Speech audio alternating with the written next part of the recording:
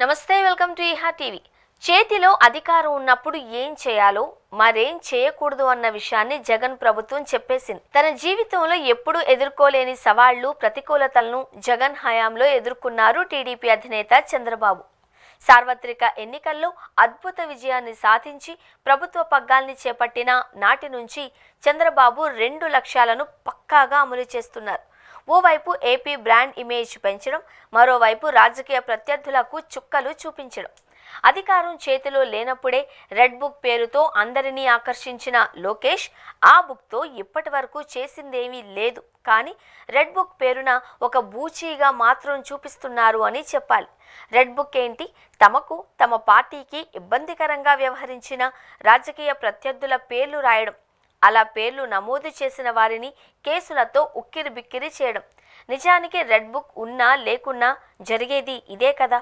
కూటమి ప్రభుత్వం అధికారంలోకి వచ్చిన తరువాత వల్లభనేని వంశీ, కొడాలి నాని, పేర్ని నాని, నందిగం సురేష్ ఇలా చాలా మంది వైసీపీ నేతలకు చుక్కలు చూపించడం ఖాయము అని, కేసుల చిక్కులు పక్కా అన్న విషయం తెలిసిందే. ఏదైతే అంచనా వేశామో ఇప్పుడు అదే జరుగుతోంది తప్పించి కొత్తగా జరుగుతున్నది ఏమీ లేదు. అలాంటప్పుడు రెడ్ బుక్ రాజ్యాంగము అని అదే పనిగా ప్రస్తావించడం ద్వారా దానికి మరింత హైప్ తీసుకురావడం తప్పించి ఇంకేమీ ఉండదు. రెడ్ బుక్ అంటూ తన ప్రసంగాలలో తరచూ ప్రస్తావించే లోకేష్ ఓ విధంగా మైండ్ గేమ్ ఆడుతున్నారు అని చెప్పాలి. ఇంతవరకు రెడ్ బుక్లో ఏముంటుందో, ఎవరి పేర్లున్నాయో ఓపెన్గా చెప్పింది లేదు. కానీ రెడ్ బుక్ను ఒక బూచీలా చూపించి రాజకీయ ప్రత్యర్థుల్ని దాని గురించి మాట్లాడేలా చేస్తున్నారు. ఇటీవల కాలంలో వైసీపీ అధినేత వైఎస్ జగన్మోహన్ రెడ్డి మాటల్ని చూసినప్పుడు ఆయన రెడ్ బుక్ రాజ్యాంగం పేరుతో చేస్తున్న వ్యాఖ్యల్ని చూస్తున్నాం. దీనివల్ల కలిగే ప్రయోజనం ఏంటో జగన్కు మాత్రమే తెలియాలి. రాజకీయ అధినేత ఎవరికైనా సరే ప్రజా సమస్యలు, ప్రజలు ఎదుర్కొనే ఇబ్బందులు, ప్రభుత్వ వైఫల్యాలు మాత్రమే తిరుగులేని అస్త్రాలు.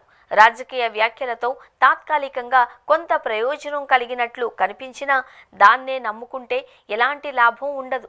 అందుకు భిన్నంగా ప్రజలు ఎదుర్కొంటున్న సమస్యలు, ప్రభుత్వ విధానాల కారణంగా ప్రజలకు పడుతున్న ఇబ్బందుల గురించి తరచూ మాట్లాడిన అవసరం జగన్ మీద ఉంది. అంతేకాదు, క్యాలెండర్ ఒకటి సెట్ చేసుకుని ప్రభుత్వ ప్రజా వ్యతిరేక విధానాల మీద దీక్షలు, నిరసనలకు ప్లాన్ చేయాల్సిన అవసరం ఉంది. ఎంతసేపు మళ్ళీ అధికారంలోకి వస్తే తానేమి చేస్తానన్న విషయాన్ని పదే పదే ప్రస్తావించడం వల్ల ఎలాంటి ప్రయోజనం ఉండదు. చంద్రబాబు చేతికి అధికారం వస్తే ఏం జరుగుతుందో అన్న అంచనాకు తగ్గట్లు జగన్ అధికారంలోకి వస్తే మరేం జరుగుతుందో ప్రత్యేకంగా చెప్పాల్సిన అవసరం లేదు. ఆ విషయం ప్రజలకు పూర్తి క్లారిటీ ఉందన్న సత్యాన్ని జగన్ మర్చిపోకూడదు. రెడ్ బుక్ పేరుతో తన ఫోకస్ను మార్చేలా తెలుగు తమ్ముళ్ల మైండ్ గేమ్ను జగన్ అర్థం చేసుకోవాల్సిన అవసరం ఉంది. తాను రెడ్ బుక్ ఎరకు చిక్కుకోకుండా ప్రజాక్షేత్రంలోకి వెళ్ళి పోరాడాల్సిన అవసరం ఉంది. అంతే తప్పించి మళ్ళీ అధికారంలోకి వస్తే ఎవరిని ఎలా టార్గెట్ చేస్తామన్న మాటలతో ఎలాంటి ప్రయోజనం ఉండదు అన్న విషయాన్ని జగన్ ఎంత త్వరగా గుర్తిస్తే అంత మంచిది.